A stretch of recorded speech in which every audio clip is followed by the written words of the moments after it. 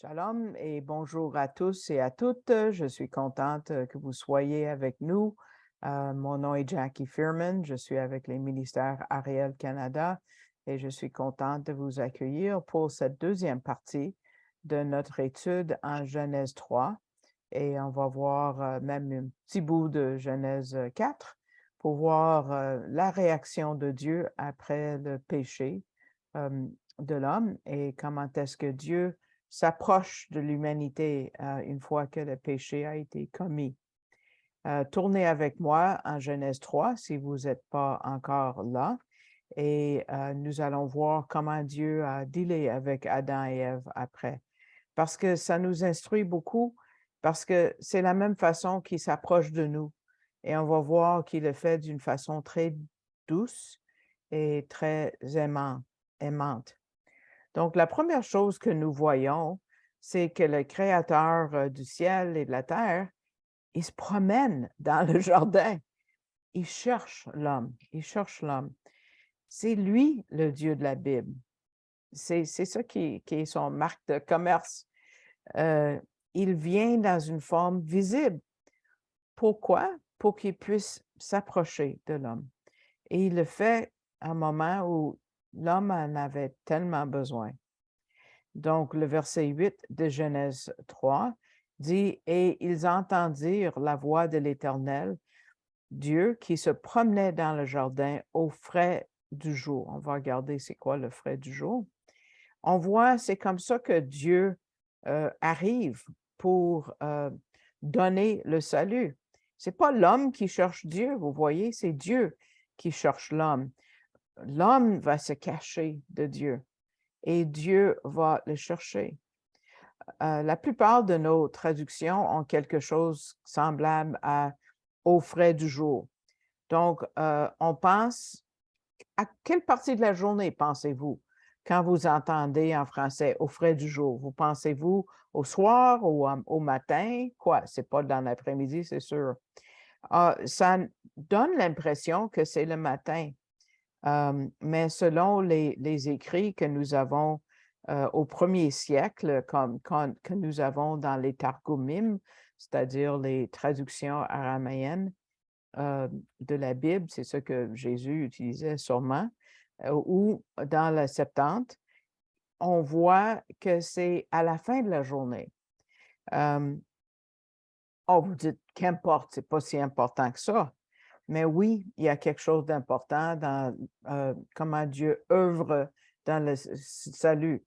D'abord, ces mots-là ne sont pas utilisés nulle part d'autre dans la Bible. Le mot, c'est Ruach Hayom, qui veut dire le vent ou Ruach ou esprit. Hayom, c'est du jour. C'est quand le vent se lève. Certains d'entre vous, je le sais, là, sont déjà allés en Israël. Et en Israël, une fois qu'on y va, on sait que le vent se lève quand?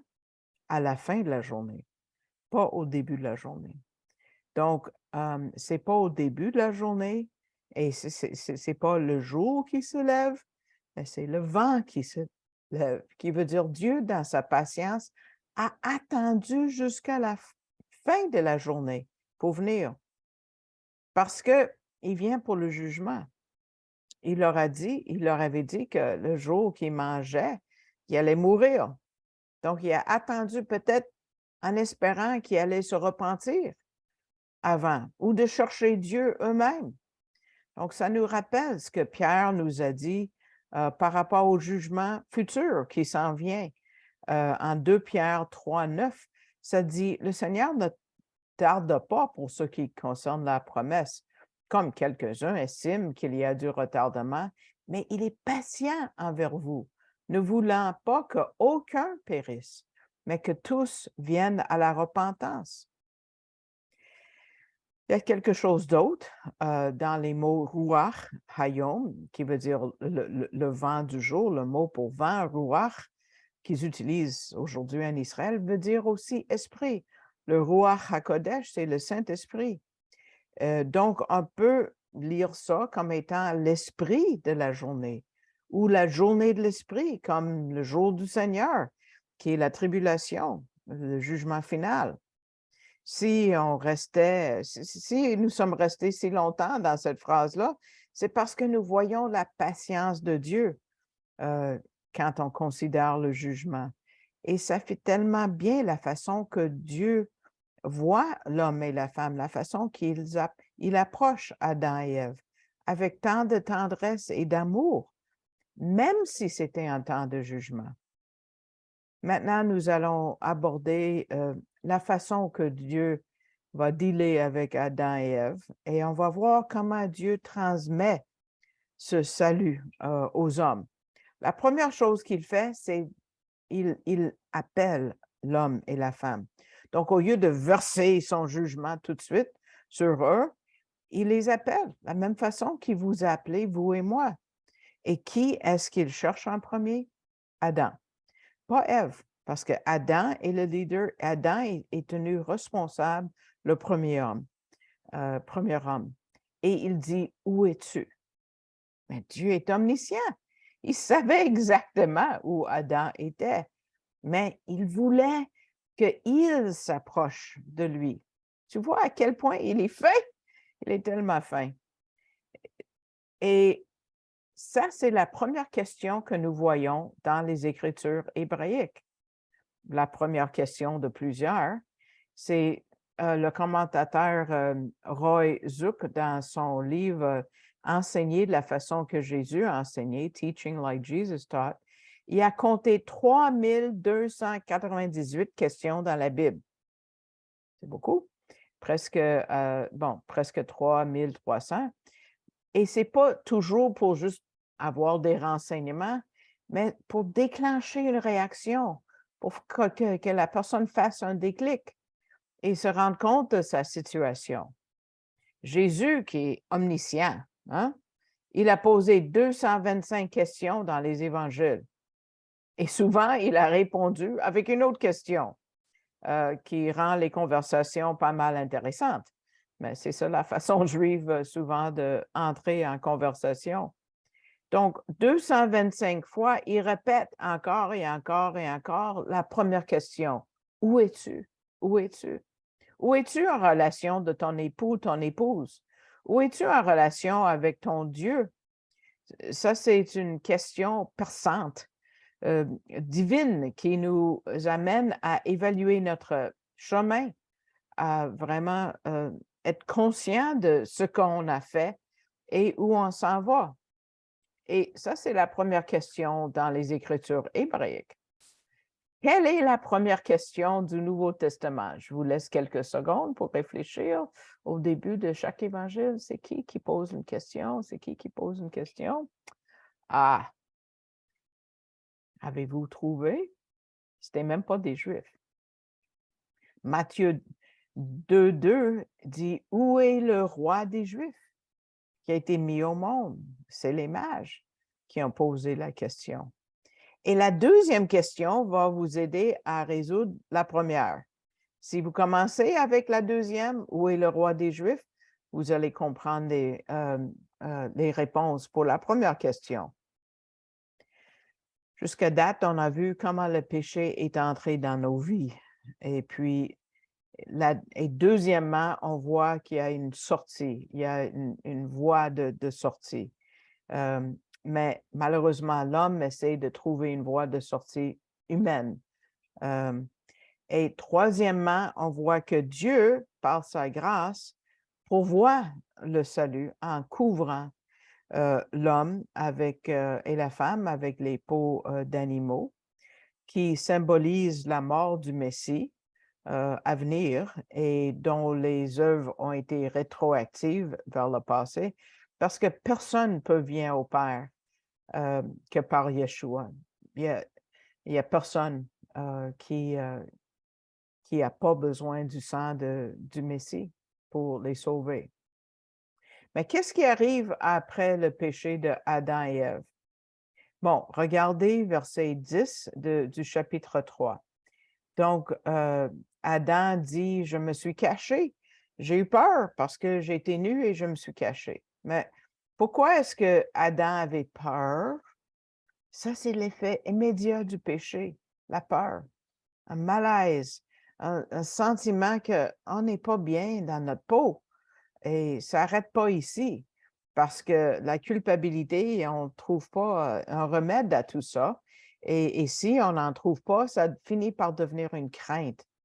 Pas une crainte, tu sais, avec respect envers Dieu, mais une crainte pour nous faire courir loin de Dieu.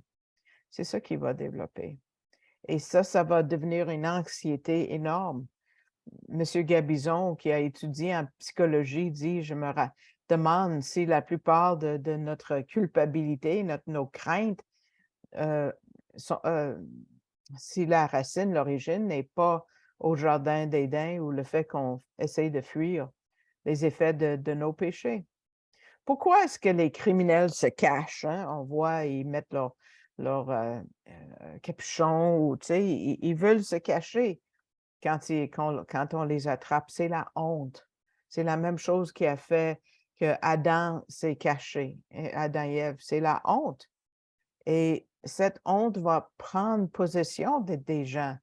Et même à la fin des temps, en Apocalypse 16, pardon, 6,16, on voit quand Jésus revient, au lieu de se repentir, ils disent aux montagnes et aux rochers, tombez sur nous et tenez-nous quoi? Cachés de devant la face de celui qui est assis sur le trône et devant la colère de l'agneau. Ils veulent se cacher. C'est la même situation de ce qui s'est passé avec Adam quand il savait que Dieu était dans le jardin. Il avait peur, il avait honte et il s'est caché. Et c'est ce que la Bible nous dit. Vous rendez-vous compte combien Adam est devenu centré sur lui-même tout de suite après le péché? On dit j'ai entendu, j'ai eu peur, j'ai été nu, je me suis caché, j'ai mangé. 6 fois, il le dit entre le verset 10 et 13. Sans Dieu, on devient centré sur nous-mêmes. Et on voit les dégâts dans la vie d'une personne. Après le péché, regardez le verset 7 du chapitre 3. Et les yeux de tous deux furent ouverts, et ils connurent qu'ils étaient nus, et ils cousirent ensemble des feuilles de figuier et s'en firent des ceintures. Les deux ont été saisis par la crainte et ils cherchaient une façon de se couvrir parce qu'il y avait une honte et ils se sentaient éloignés de Dieu et ils se sont cachés de Dieu et de la présence de Dieu. Verset 10, j'ai eu peur. Donc, le péché avait envahi leur esprit.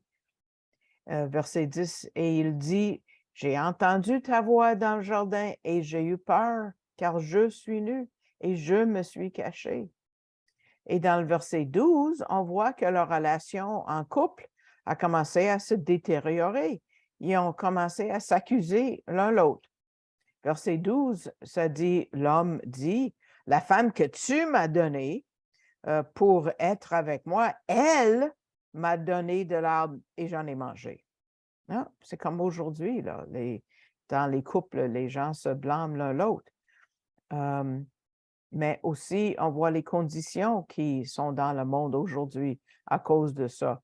Verset 17, ça dit, maudit est le sol à cause de toi. Tu en mangeras en travaillant péniblement tous les jours de ta vie. Ça, c'est vrai aujourd'hui. Et verset 18, et il te fera germer des épines et des ronces. Tout le monde qui a jardiné connaît ça. Et tu mangeras l'herbe des champs. Mais dans toutes ces choses-là, Dieu est très gracieux. Il ne se fâche pas parce qu'il est un bon Père. Vous voyez que dans le verset 11, il leur dévoile le péché pour qu'ils voient, pour qu'ils confessent. C'est ce qu'il voulait, une confession. Il dit, as-tu mangé de l'arbre dont je t'ai commandé? Il parle à Adam. Je t'ai commandé de ne pas manger. Voilà la clé à la délivrance. Il aurait pu confesser. Comme Dieu a confronté Adam, l'Esprit qui vit en nous nous confronte aussi. Il convainc le monde du péché, de jugement et de justice. Il nous convainc maintenant, mais on a besoin de l'écouter. Ça, c'est Jean 16, 8. si vous voulez regarder. M. Gabizon dit, parce que c'est son enseignement que je vous communique, il dit, je pense que tout ce qu'il voulait entendre, c'est « Oui, j'ai péché, je suis désolé ». Pas des excuses ou un transfert de responsabilité, c'est la femme que tu m'as donnée. On va regarder dans ce qui reste de l'étude, la réponse de Adam à l'appel divin. Et on va comprendre pourquoi le salut peut être uniquement par la grâce. Autrement, il n'y aurait jamais eu de salut. On va faire attention à la réponse de Adam et de Ève et on va se reconnaître nous-mêmes.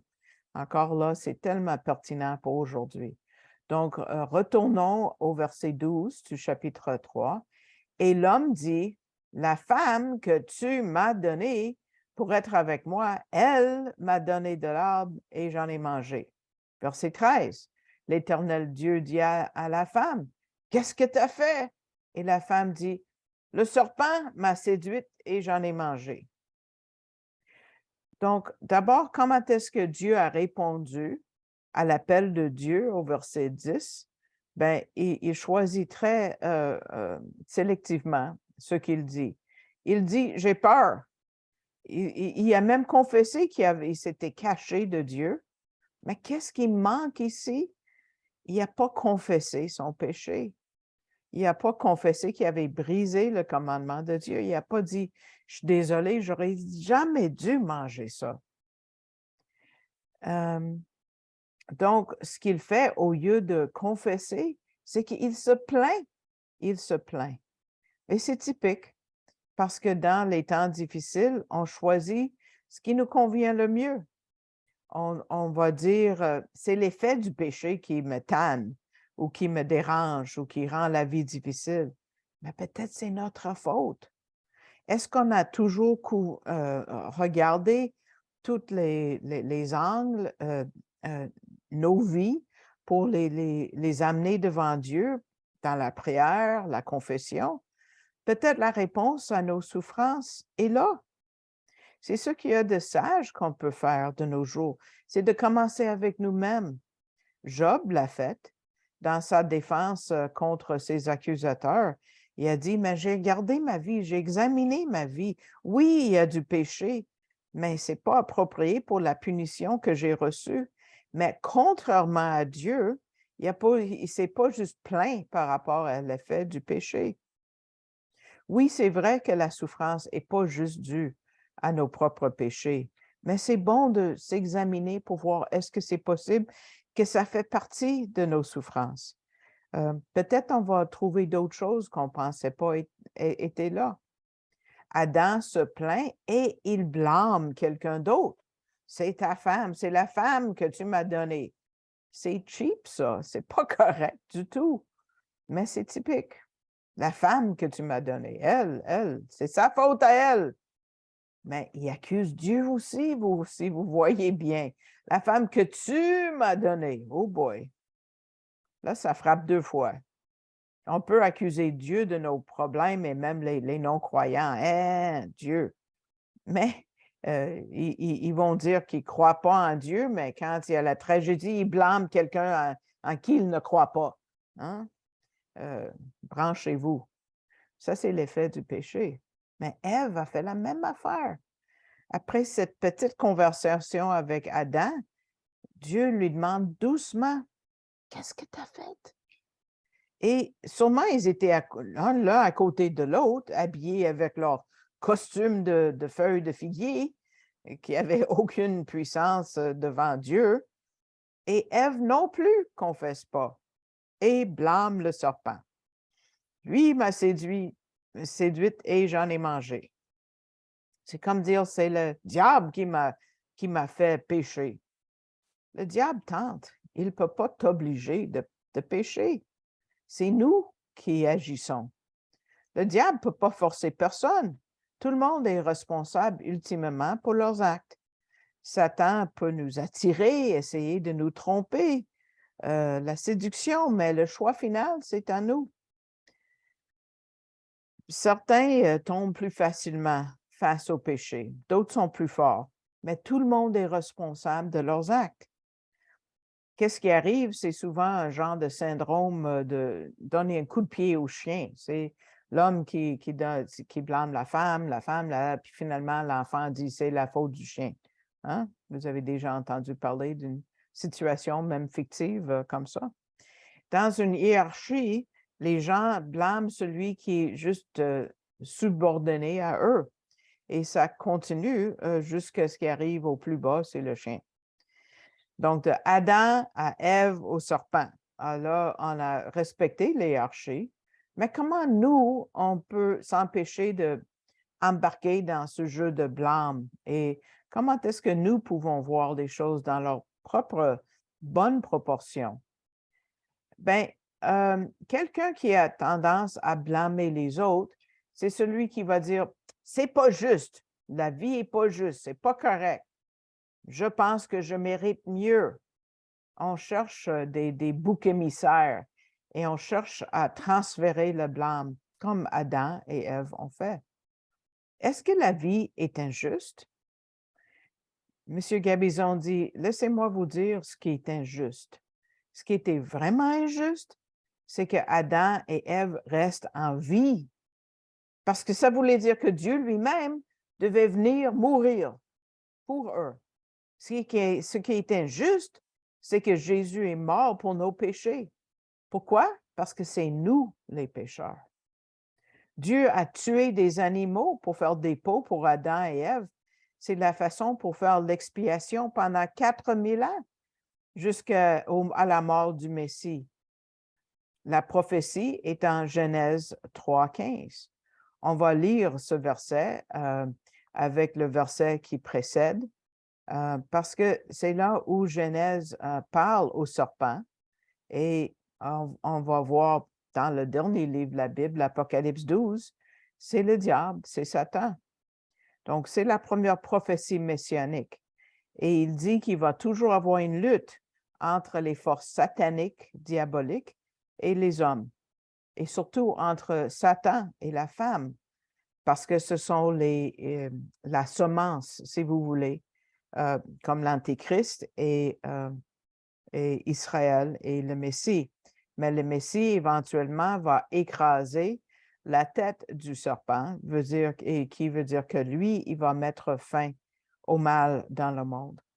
Et à partir de là, on va commencer à comprendre beaucoup par rapport à la venue du Messie à travers les autres pages des Écritures hébraïques que nous allons aborder dans cette série. Et c'est une promesse que Adam et Ève ont sûrement compris. On va aller voir leur réaction à cette prophétie.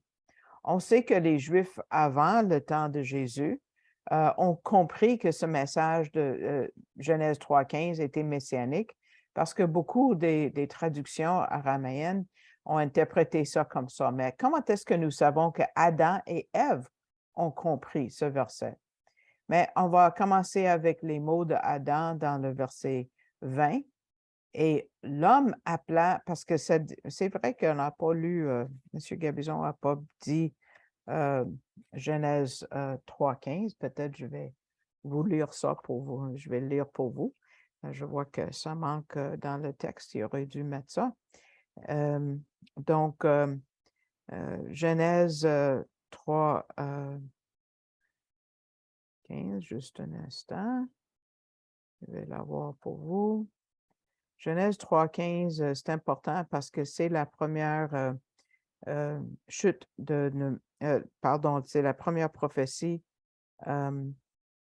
messianique. Donc, je vais lire dans la seconde, c'est arrivé plus vite. Ça dit, je mettrai l'inimitié entre toi et la femme, entre ta postérité et sa postérité. Celle-ci t'écrasera la tête et tu lui blesseras le talon. Donc, ça, c'est la première prophétie messianique, il faut se rappeler. Mais on voit la réaction de Adam là-dedans, dans le verset 20. Et l'homme appela sa femme du nom de Ève, parce qu'elle était la mère de tous les vivants. Ève, c'est Chaya en hébreu, qui veut dire vie, mais il vient de recevoir une sentence de mort. Donc, c'est étrange, n'est-ce pas? Parce que Dieu venait de lui dire dans le verset 17, Adam, et à Adam, il dit, maudit est le sol à cause de toi, tu en mangeras en travaillant péniblement tous les jours de ta vie. Verset 19, à la sueur de ton visage, tu mangeras. Mais il appelle sa femme vie. Beaucoup de gens qui expliquent la Bible disent, c'est mal placé, il a mal compris Adam. On ne voit pas vraiment que ça coule. Comment est-ce que Adam a pu avoir une perspective si optimiste par rapport à la vie?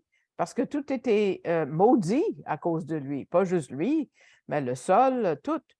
Et il vient d'apprendre qu'il va retourner en poussière. Donc, vous voyez le contraste. Qu'est-ce qui a changé sa perspective, son attitude? La seule chose qui a pu changer Adam, c'est qu'il a compris Genèse 3,15. Le délivreur devait venir, qui est tombé du ciel, ce verset, que Dieu a fait une promesse incroyable. Tout de suite après la mention qu'on va retourner à la poussière, comme si l'espoir va défier la mort et va éclairer tout ce qu'il y a dans ce passage. Oui, ce verset, c'est comme tomber comme un cheveu sur la soupe, parce que la solution vient de ailleurs, vient d'un autre monde. Ça va plus loin que le raisonnement, la sanité. Donc, vous voyez ce que l'espoir peut faire pour une personne. Adam n'est pas devenu déprimé à cause de ça. Il n'a pas paniqué. Il s'est appuyé sur la promesse de Dieu. Et Ève, comment est-ce qu'Ève a réagi à tout ça? Si vous pensez qu'Adam était fou, écoutez donc ce qu'elle a dit elle-même. Ces mots confondent encore des expositeurs de la Bible et beaucoup de commentateurs, beaucoup d'interprétations différentes par rapport à ce verset, mais c'est très important. On voit la foi de Ève dans chapitre 4, verset 1. Et l'homme connut Ève, sa femme, et elle conçut, elle enfanta Caïn, et elle dit, j'acquis un homme. Et là, les autres mots qui sont placés dans vos Bibles ne sont pas là. J'ai acquis un homme, l'Éternel. L'homme éternel. Ce n'est pas avec l'aide d'eux. Ça, vous avez ça dans vos Bibles, peut-être en italique, peut-être entre parenthèses, mais ce n'est pas là dans l'hébreu. Je lis l'hébreu, ce n'est pas là. Ce n'est pas là du tout. Littéralement, c'est, j'ai acquis un homme, Dieu, un homme Dieu. Quelqu'un pour régler tout ce problème de péché qui vient d'arriver dans nos vies, par leur faute. Mais dans le commentaire Word Biblical Commentary, l'auteur dit, c'est très étrange, et Adonai. Mais qu'est-ce que Ève disait? Elle s'est appuyée sur la promesse de Dieu en Genèse 3,15 et elle a compris la prophétie que la semence, il y a une semence qui devait venir d'elle. Elle n'a jamais eu un bébé. Là, elle a un bébé. Et on dit, ah, je suis la femme de cette prophétie-là et je viens de donner naissance à ce qui va régler le tout. Son raisonnement était correct, mais le timing était vraiment pas bon. Caïn était loin d'être le Messie. Hein? Elle n'avait pas de problème avec la divinité du Messie, comme beaucoup de gens aujourd'hui ont un problème avec ça. Mais comment est-ce qu'elle savait tout ça? Parce qu'elle a compris l'acte de rédemption avec la peau des animaux. Elle a compris ça profondément. Et puis, elle a vu d'où elle est tombée. Là, la parole de Dieu est devenue encore plus importante dans sa vie. Et c'est ça la puissance de cette prophétie-là, cette première prophétie messianique par rapport à la venue du Messie. Donc, nous allons continuer plus loin en Genèse la prochaine fois. J'espère que vous avez aimé cette étude et que vous allez vous souscrire si vous ne l'êtes pas encore. Si vous voulez continuer dans cette série, vous allez savoir quand on va finir d'éditer le texte et on va télécharger sur l'Internet et puis on va pouvoir vous donner une étude qui suit. Donc, si vous voulez soutenir l'œuvre, vous pouvez le faire en allant sur arielcanada.ca et puis vous allez voir l'indication de donner, si c'est ça que Dieu vous met à cœur, je demande rien. C'est Dieu qui s'occupe des besoins de la mission et de moi personnellement. Et puis, si vous cliquez dessus, par exemple, pour faire un don par carte de crédit, ça va vous amener à la page que vous voyez en bas, canadon.org, et vous voyez que ça, à droite du ministère Ariel Canada, ça dit de faites un don. Et puis, à partir de là, il y a le montant, et puis vous pouvez tirer le menu vers le bas pour trouver mon nom, Jackie Furman, et puis vous pouvez continuer avec votre don comme vous voyez. Donc, je vous remercie et puis à la prochaine. Shalom, shalom.